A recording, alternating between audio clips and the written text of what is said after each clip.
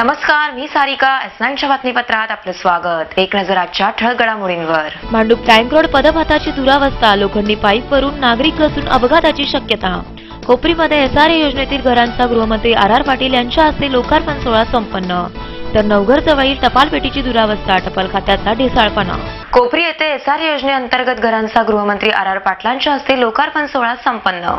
ठाणे शहरात झोपडपट्टी पुनर्वसन योजनेअंतर्गत कोपरी येथे 300 चौरस मीटर आकाराच्या सदनिका श्रमसाफल्य सोसायटीत बांधण्यात आल्या आहेत. ठाणे शहरात प्रथमच SRA योजनेअंतर्गत सदनिका लोकार्पण सोहळ्याचे कोपरी येथे आयोजन करण्यात आले होते.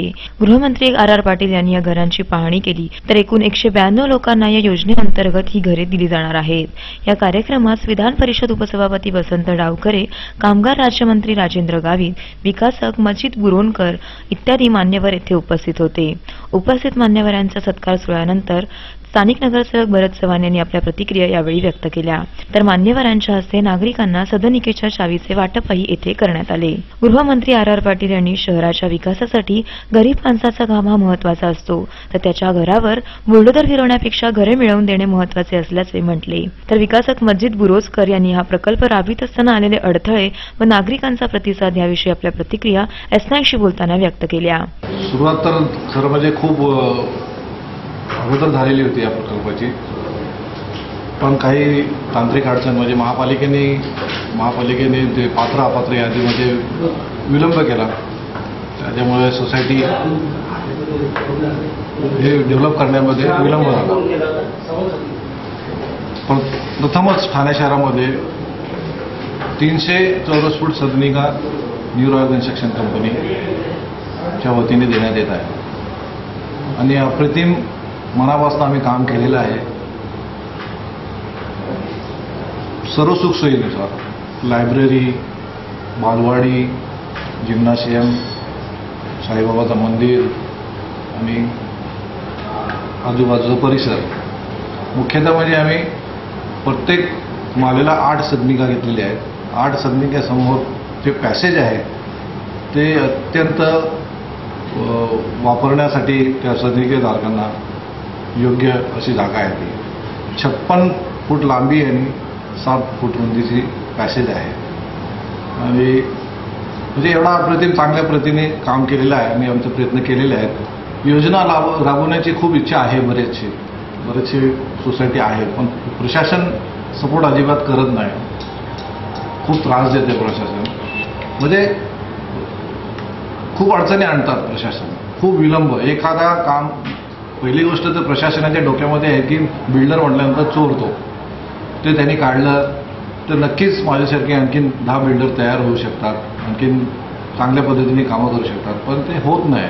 प्रशासन अजिबात सहकार्य करत नाही. महानगरपालिका खूपच प्रॉब्लेमॅटिक आहे. खूपच त्यांना असं वाटतं की कुठलाही प्रस्ताव त्यांच्यावर मांडला की त्यांना असं वाटतं की हा काहीतरी खोटंच करतोय, पण तसं नसतं. प्रत्यक्षात त्यांनी मदत केली तर चांगला डेव्हलप करू शकतो आणि विकासात पण चांगला काम करू शकतो, जेणेकरून गरिबांना चांगली घरं मिळू शकतात. असं नाही की मी एकट्यानेच मीच माझीच कंपनीमुळे चांगलं काम करतोय. आणखीन पण लोक चांगलं काम करू शकतात, पण त्यांना सहकार्य मिळत नाही. म्हणून लोक डेव्हलपर जे आहेत ते उतरत नाही झोपडपट्टीच्या क्षेत्रामध्ये. स्थानिक नगरसेवक भरत चव्हाण यांनी प्रकल्पपूर्तीनंतर आपल्याला आनंद झाल्याचे म्हटले. तसेच कोपरीतील इतर भागातही शासनाकडे पाठपुरावा करून असे उपक्रम राबवू असा विश्वासही त्यांनी व्यक्त केला. वस्तुस्थिती बघायला गेली तर हा श्रम शापल आहे. बराच म्हणजे विकासकांच्या ज्यांनी आता आपल्याला सांगितलं, खरंच त्यांना श्रम करावं लागलं आणि आज जे शापळे होते हे त्यांच्या मदतीने झालेले आहे. आणि काही जी लोक असतात तर मी खरंच प्रशासनाला थोडंफार मला बी चुकीचं वाटतं, कारण प्रशासनाने जी जबाबदारी करायला पाहिजे ती जबाबदारी होत नाही.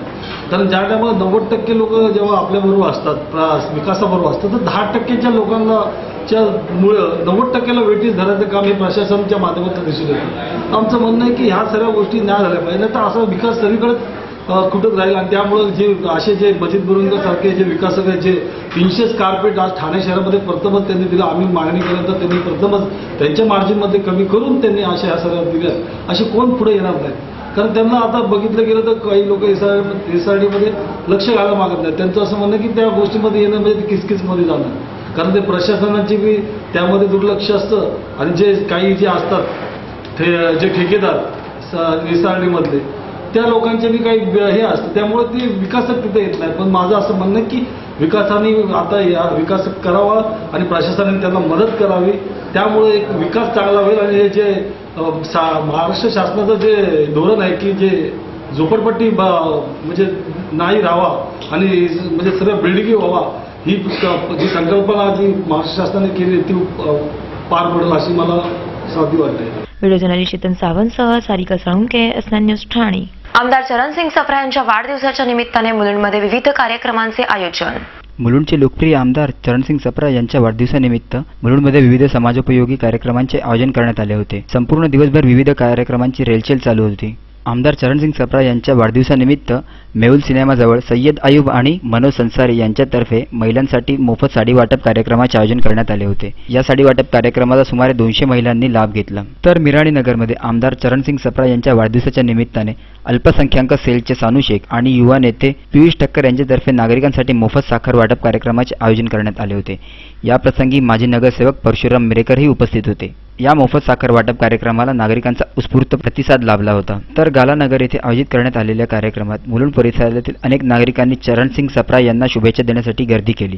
अनेक मान्यवर तसेच समाजातील प्रत्येक स्तरातील नागरिकांनी यावेळी आमदार चरणसिंग सप्रा यांना वाढदिवसाच्या शुभेच्छा दिल्या. लोकांकडून मिळणाऱ्या प्रेमाबद्दल आमदार चरणसिंग सप्रा यांना विचारले असता हे मी केलेल्या कामाची पावती आणि लोकांचा माझ्यावरती असणारा विश्वास यामुळे हे सर्व असल्याचे आमदार चरणसिंग सप्रा यांनी एस9शी बोलताना सांगितले.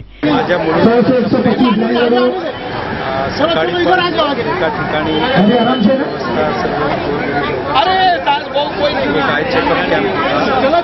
साडी वाटपाचा कार्यक्रम, 2 साखर वाटपाचा कार्यक्रम आहे.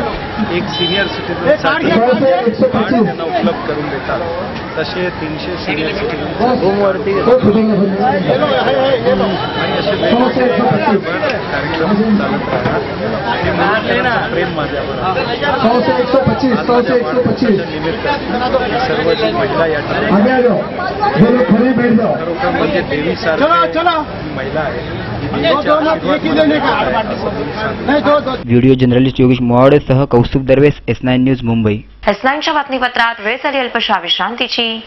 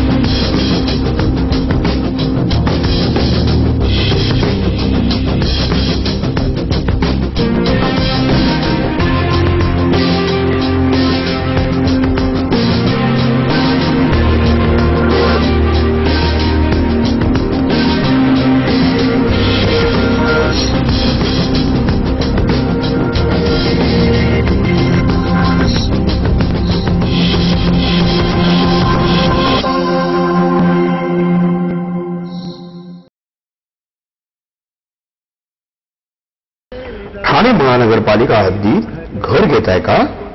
मग ते अनधिकृत तर नाही ना, याची खातर जमा करा. अनधिकृत घर घेणं हा विकणाऱ्यासोबत विकत घेणारा देखील तितकाच दोषी असतो. तेव्हा घराची डोळस खरेदी करा.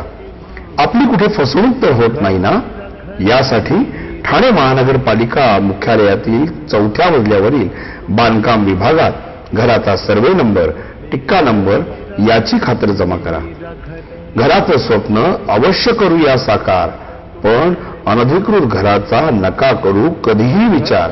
अधिकृत घर म्हणजे उद्याची देखील निश्चिंती. अनधिकृत घराचे दार म्हणजे डोक्यावर कधीही तोडण्याची टांगती तलवार. जगणं तुमचं होऊ दे सुरेल गाणं, स्वच्छ सुंदर आणि अधिकृत घरांचं हसरं ठाणं.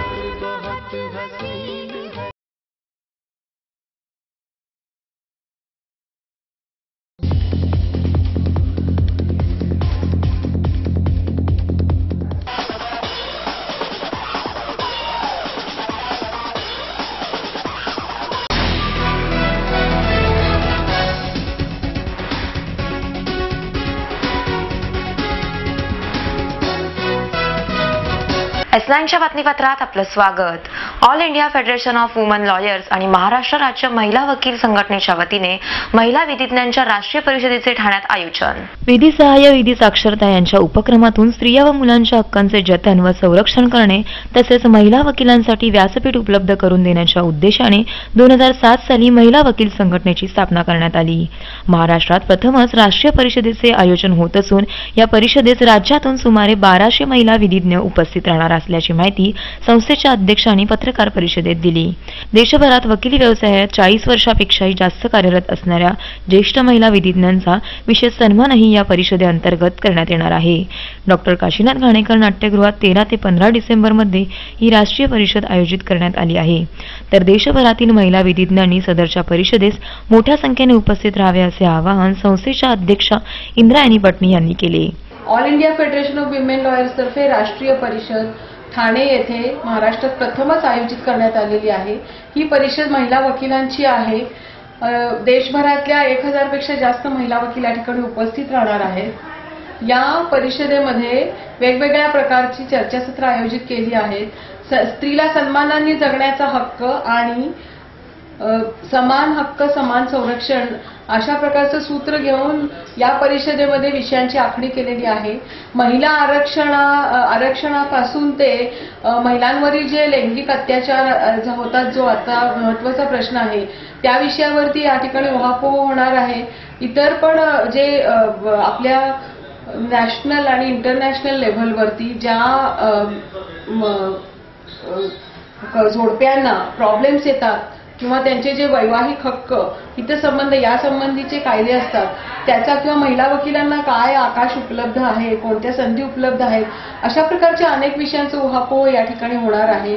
या ठिकाणी सन्मान करण्यात येणार आहे तो या क्षेत्रात ज्युडिशियरीमध्ये मान्यवर जी व्यक्ती आहे त्या व्यक्तीला म्हणजे जस्टिस सुजाता मनोहर यांना आणि वकिली क्षेत्रामध्ये नाव कमावलेल्या रजनी अय्यर यांना पुरस्कार प्रदान करण्यात येणार आहे. त्याचबरोबर 40 वर्षापेक्षा जास्त ज्या महिला वकिलांनी वकिली केलेली आहे आणि यशस्वीपणे त्या व्यवसायामध्ये पुढे आलेल्या आहेत अशा महिला वकिलांचा सुद्धा सत्कार करण्यात येणार आहे. महाराष्ट्रातील सर्व अशा महिला वकील आणि इतर राज्यांमधून प्रत्येकी 2 महिला वकिलांचा हा सन्मान करण्यात येणार आहे. त्याचबरोबर या ठिकाणी आपले सरन्यायाधीश सर्वोच्च न्यायालयाचे सरन्यायाधीश पी सथाशिवम साहेब हे उद्घाटन करणार आहेत. त्यानंतर सर्वोच्च न्यायालयाच्या न्यायमूर्ती जस्टिस रंजना देसाई त्यांच्याचबरोबर आपल्या मुंबई उच्च न्यायालयाचे सरन्यायाधीश जस्टिस मोहित शहा आणि मानवी हक्क आयोगाचे अध्यक्ष मानूर मठ, बार कौन्सिल ऑफ इंडियाचे अध्यक्ष मनन मिश्रा, त्याचप्रमाणे आपल्या महिला आयोगाच्या ज्या अध्यक्ष आहेत निर्मला सामंत, प्रभावळकर यांच्यासह अनेक मान्यवर उद्घाटन समारंभास हजर होणार आहेत. अनेक प्रकारची चर्चासत्र इथे घेतली जाणार आहेत. त्याबद्दल त्याशिवाय लीगल प्रश्न मंजुषा म्हणजे लीगल क्विज कॉम्पिटिशन घेण्यात येणार आहे. व्हिडिओ जर्नलिस्ट चेतन सावंतसह सारिका साळुंके, S9 न्यूज ठाणे. भारतीय पोस्ट खात्याचा ढिसाळपणा, मुलुंड पूर्वेकडील नवघर रोडवरील टपाल पेटीची दुरावस्था. पत्र म्हटलं की प्रत्येकाच्या जिव्हाळ्याचा विषय. प्रत्येकाच्या आयुष्यात त्याचा कधी ना कधी संबंध आलेलाच असतो. मोबाईल इंटरनेट सारखी संपर्काची वेगवान साधने असताना पत्रव्यवहारच लोकांना जोडून ठेवत होता.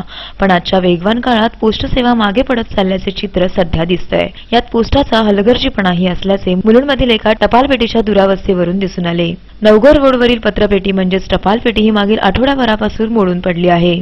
महागाईच्या काळात स्वस्त पोस्ट सेवा नागरिकांना दिलासा देण्याचे काम करते. मात्र टपाल पेटीच्या अशा दयनीय अवस्थेमुळे लोकांचा पोस्ट खात्यावरील विश्वास उडत चालला आहे. 45 वर्षापासून मुलुंडमध्ये राहणारे M सुदंबरम यांनी पत्रपेटीच्या दुरावस्थेबाबतची माहिती S9 शी बोलताना दिली.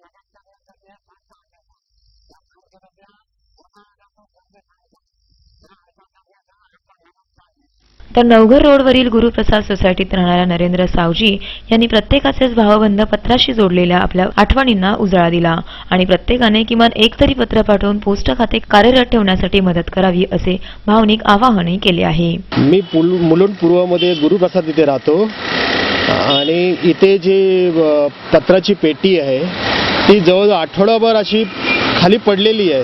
त्याच्याकडे पोस्ट खात्याचं अजिबात लक्ष नाही आहे आणि सर्वसामान्य लोकांचं पत्र हे महत्त्वाचं एक माध्यम म्हणून आपण ओळखलं जातं.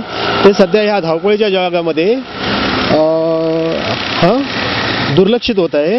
तेव्हा पोस्ट खात्याने याची लवकरात लवकर याच्यावर ॲक्शन किंवा कारवाई करावी ही माझी नम्र विनंती आहे. आताच्या ह्या धावपळीच्या युगामध्ये सर्वसामान्य लोक कामाच्या व्यापामुळे पत्राकडे लक्ष देत नाही. त्या लोकांनी सुद्धा कमीत कमी एक तरी पत्र पाठवावे अशी मला नम्र विनंती करावीशी वाटते. व्हिडिओ जर्नलिस्ट योगेश मुवावडेसह कौस्तुभ दरवेश, S9 न्यूज, मुंबई. S9च्या बातमीपत्रात वेळ झाली अल्पशा विश्रांतीची.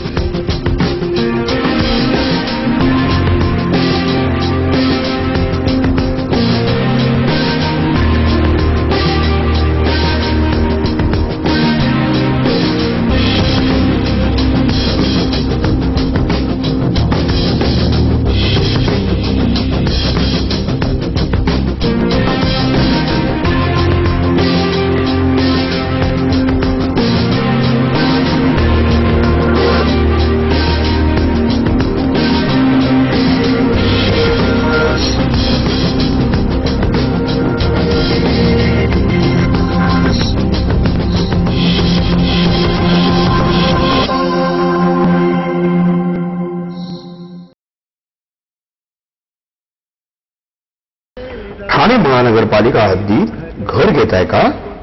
मग ते अनधिकृत तर नाही ना, याची खातर जमा करा.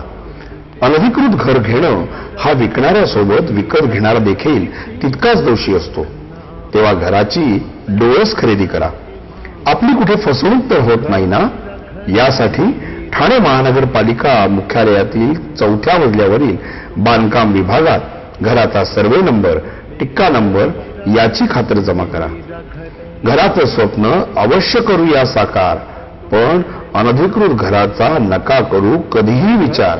अधिकृत घर म्हणजे उद्याची देखील निश्चिंती. अनधिकृत घराचे दार म्हणजे डोक्यावर कधीही तोडण्याची टांगती तलवार. जगणं तुमचं होऊ दे सुरेल गाणं, स्वच्छ सुंदर आणि अधिकृत घरांचं हसरं ठाणं.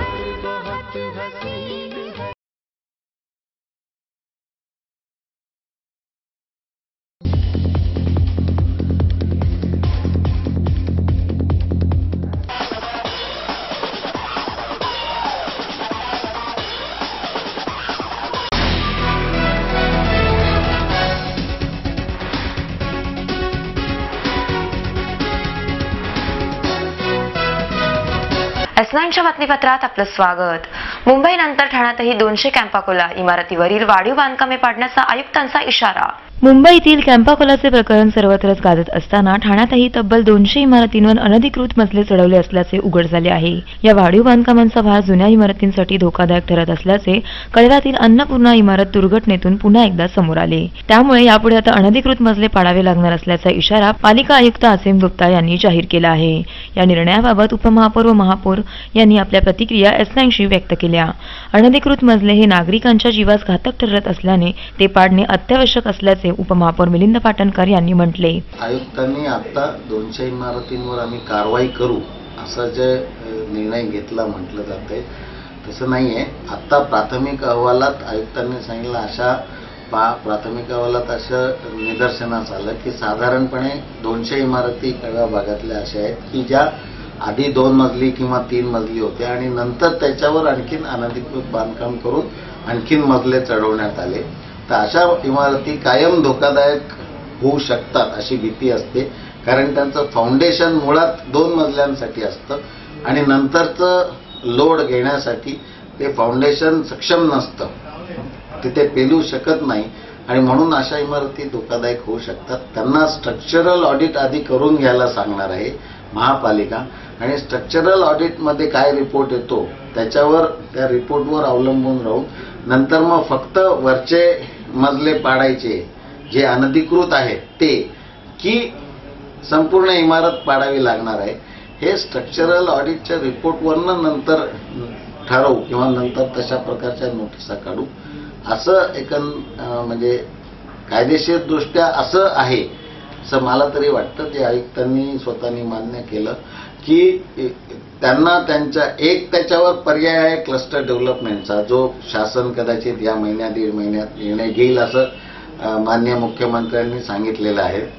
परंतु तसं नाही झालं तरी जी इमारत अशा प्रकारची आहे त्याच्यात धोकादायक त्याला जाहीर करून धोकादायकचा जे वाढीव चटई क्षेत्राचा उत्तेजनार्थ चटई क्षेत्राचा फायदा त्या इमारतीला होऊ शकतो असा देऊन ते त्या लोकांचं पुनर्वसन तिथेच ती नवीन इमारत बांधून करता येईल का हाही एक पर्याय आहे. फक्त त्याच्यात एकच आहे की त्या लोकांना स्वतःला कन्स्ट्रक्शन कॉस्ट देऊन ती इमारत बांधून घ्यावी लागेल, परंतु ती नवीन चांगली इमारत तिथे होऊ शकते आणि त्याचे प्लॅन्स असे जर पॉसिबिलिटी असेल तर त्याचे प्लॅन्स आम्ही ताबडतोब युद्ध पातळीवर मंजूर करून देऊ असंही आयुक्तांनी मान्य केलेलं आहे. तर शासनाच्या नव्या अध्यादेशानुसार 30 वर्ष जुन्या इमारतींचे स्ट्रक्चरल ऑडिट करणे हे बंधनकारक आहे. त्याचबरोबर इमारतीच्या रहिवाशांनी स्वतःहून स्ट्रक्चरल ऑडिट करून अहवाल सादर करावा लागणार असल्याचे महापौर हरिश्चंद्र पाटील यांनी S9शी बोलताना म्हटले.